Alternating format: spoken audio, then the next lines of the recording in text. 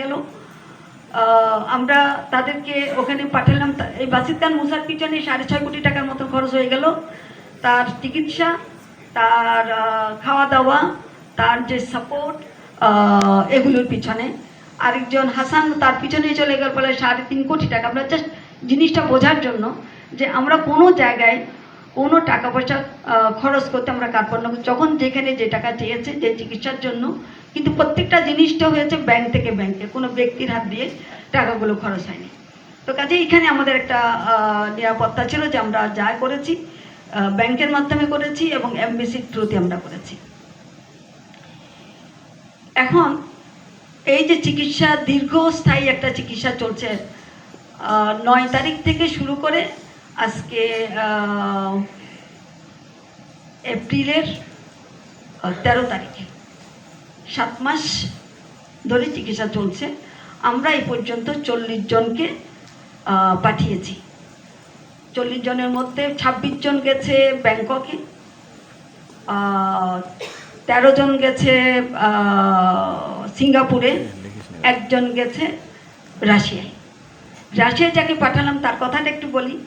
তার এই পুরো মুখের, তার দাঁত থেকে শুরু করে তার নাক, মুখ, চোয়াল কিছুই নাই, গুলির আঘাতে এটা পুরাটা উড়ে গেছে। তাকে নিয়ে যখন আমরা কোথায় পাঠাবো, কোন হাসপাতালে পাঠাবো, ছবি তুলে তুলে তার 3D ছবি তুলে এগুলো পাঠানো হলো। ইউকেতে পাঠানো হলো, সিঙ্গাপুরে পাঠানো হলো, ব্যাংককে পাঠানো হলো, অস্ট্রেলিয়াতে পাঠানো হলো। অন্যরা অস্বীকার করলো যে আমরা এটা করবো না। অস্ট্রেলিয়া থেকে বললো তবে আমাদের সময় লাগবে। এখন ওর মুখের ফেশিয়ালগুলি যদি শক্ত হয়ে যায় তাহলে নাকি ট্রিটমেন্ট করা যাবে না। শেষ পর্যন্ত আমাদের ওই যে বললাম মাহমুদ, ওর সহযোগিতায় ও রাশিয়ায় পড়াশোনা করেছে, রাশিয়া তাকে নিতে সমর্থ হলো। এখন বর্তমানে সে রাশিয়ায় আছে। যখন তাকে রাশিয়াতে পাঠানো হলো, মাহমুদই তাকে নিয়ে গেছে। সে লেখাপড়া জানে না, তার পরিবারও সেই একই অবস্থা। সে কোন একটা কারখানায় কাজ করতো। মাহমুদ তাকে নিয়ে গেছে। সেখানে নিয়ে যাওয়ার পরে বলা হচ্ছে তার এই যে ফেশিয়াল ট্রিটমেন্টটা যে করবে সেখানে কিছু ব্যাকটেরিয়া আছে। এই ব্যাকটেরিয়ার যদি ট্রিটমেন্ট না করে তাহলে তার ট্রিটমেন্টটা আসল ট্রিটমেন্টটা করা যাবে না। কাজে এখনও তার সেই ট্রিটমেন্ট চলছে। বুধবারে তার একটা অপারেশন হওয়ার কথা আছে। অপারেশন হইলেই তারপর তার ট্রিটমেন্টটা পুরোপুরি শুরু হবে। তো কাজে আমরা যত তাড়াতাড়ি মনে করি যে চিকিৎসাটা শুরু করব, কিংবা যতই আমরা চাই না কেন, এটা আমাদের সব কিছু হাতে থাকে না। কিছু জিনিস থাকে সংশ্লিষ্ট দেশে, তারা তাদের মতন করে কাজগুলো করে। এই যে আমরা এখানে পাঠালাম, এখানে তো সবাই শিক্ষিত যায়নি। আমাদের যতজন আহত হয়েছেন তাদের প্রায় 70% হলো সাধারণ শ্রমিক, সাধারণ নাগরিক, আর 30% হলো আমাদের স্টুডেন্ট। তো যারা স্টুডেন্ট তারা কিছুটা ইংরেজি বলতে পারলেও অনেকে ইংরেজি বলতে পারে না।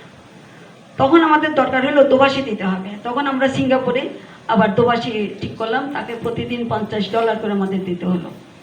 আবার যারা ওখানে আছেন তাদের হাত খরচ, তাদের যাতায়াত, এগুলোর জন্য $50 করে দেওয়া হলো। ব্যাংককে দিলাম প্রথমে 750, পরে দিলাম আমরা $1200 করে। অর্থাৎ এই খরচগুলো আমাদেরকে চালিয়ে যেতে হলো। ইতিমধ্যে 26 জনের মতন মনে হয় চলে আসছে, ঠিক বলছি না?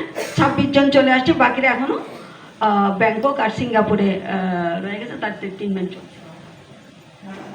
এই কথাগুলো বলার কারণটা হলো আমরা অনেক সময় অনেক প্রত্যাশা নিয়ে রাখি। আমরা এই যে বললাম 14,000 আহত হয়েছেন এবং 864 জন শহীদ হয়েছে। এখন এদের জন্য আমাদের করণীয় একটা ছিল আহতদের জন্য চিকিৎসা, এবং যারা শহীদ হয়েছেন তাদের জন্য করণীয়টা কি, সেটার জন্য এটা গ্লোবালি আমাদের প্রধান উপদেষ্টা